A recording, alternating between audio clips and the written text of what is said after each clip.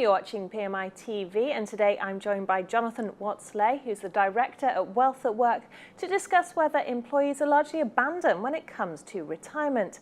So Jonathan, good to have you with us today. Hi. Well, let's start with the pension changes we saw 2 years ago. How much has actually changed? And when it comes to employees, trustees and employers, what sort of challenges do they face? Yeah, I think we've seen them go through various phases since the new regulations were announced. So I think there was a first phase which was very much trustees and employers to an extent, not really worrying too much about it, and therefore not really doing anything about it. We then went into a second phase, I think, as the regulations actually came into situ, which was very much particularly trustees thinking about, well, can we do things within our scheme? But they haven't done a lot of analysis on that. I think they decided that that wasn't going to be appropriate. A number of reasons for that, partly around risk of doing it themselves. There were also issues around creating infrastructure to allow all the various new options to be executed upon, and in turn that had a cost attached to it. So I think there were various reasons why they thought that wasn't such a good idea after all. And then there was probably an overriding issue from the employer or member perspective, which is of course freedom and choice is all about looking at all of your assets, so all of your pensions. So of course if your current pension provider for the current company you work for changes something, but it doesn't take into account all your other assets, then actually you haven't really moved forward too far. So I think it's only now we're getting into another phase, which is where we're seeing a number of companies, a number of trustees actually put in tenders out to the market where they're really looking for a retirement service. And employers and trustees, have they adapted to these changes? Well, I think they are, and I think in some ways they're realising now that if they don't do anything, there's a real issue that at best people retiring from their organisations may not optimise their retirement income. So in essence, they make relatively poor decisions, and of course poor decisions just means they have less money every month as income than perhaps they could have done. Or at worst, and we are seeing a lot of this, is the whole issues around scamming.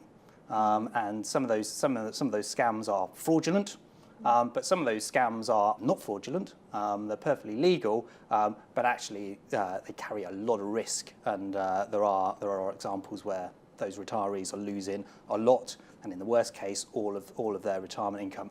So I think there's a bit of a wake-up call that's occurred in the last 2 years since Freedom and Choice has been in, which is really saying, look, trustees and employers really have to do something here if they're really going to help effectively protect those members and protect, if you like, 40 years of savings that those individuals have.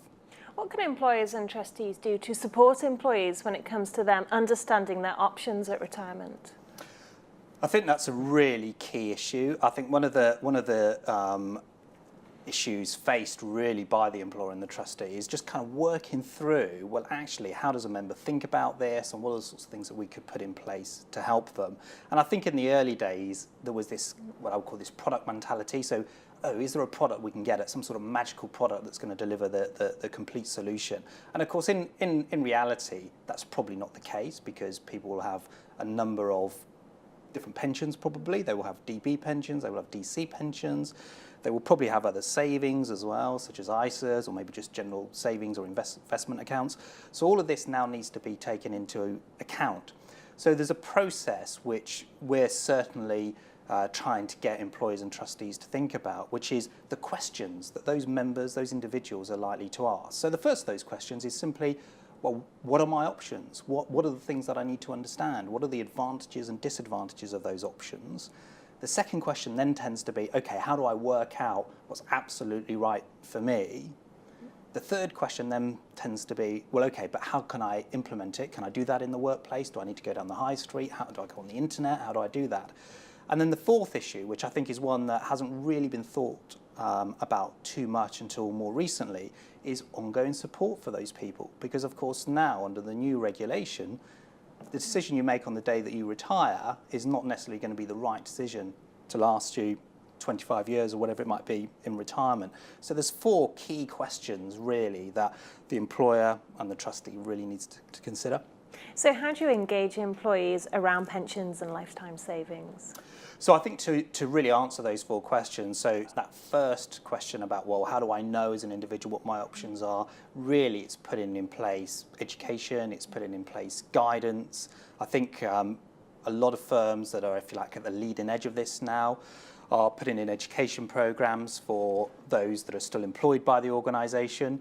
But then, of course, the trustees have to think about those that are still in the scheme, but they're deferred members, so they might have left the organisation a number of years ago, and so they're more likely to put guidance in place for those, which can be done over the telephone. I think the second question, in terms of how people actually work out what's right for them, we're seeing that regulated advice is becoming more important. And it's quite interesting, actually, the interaction between that step one, or that first question, and that second question, because those people that go through an education and guidance process, generally speaking, about 70% of them say, I think I need regulated advice. So it's quite an interesting dynamic, because it's almost that issue around, if I don't know what I don't know, then I won't take advice. When I actually have some information through education, through guidance, then actually I realise I need advice.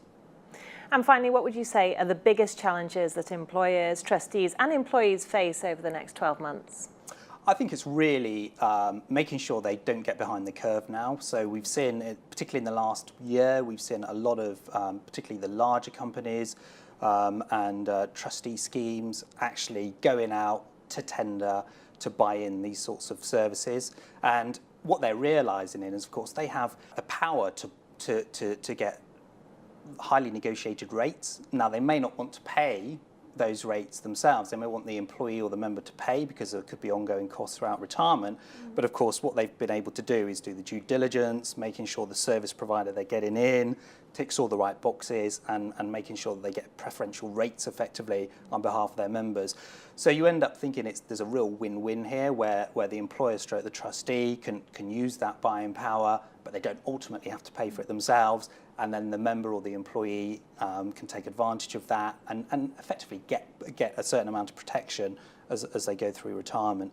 So I think more of that's happening. I mean, there's live tenders out right now on this sort of stuff. So I think the real danger is that if firms don't step up, there's going to be almost like a two-tier structure, where some are offering fantastic retirement services to their employees and members, and others haven't really got off the starting block.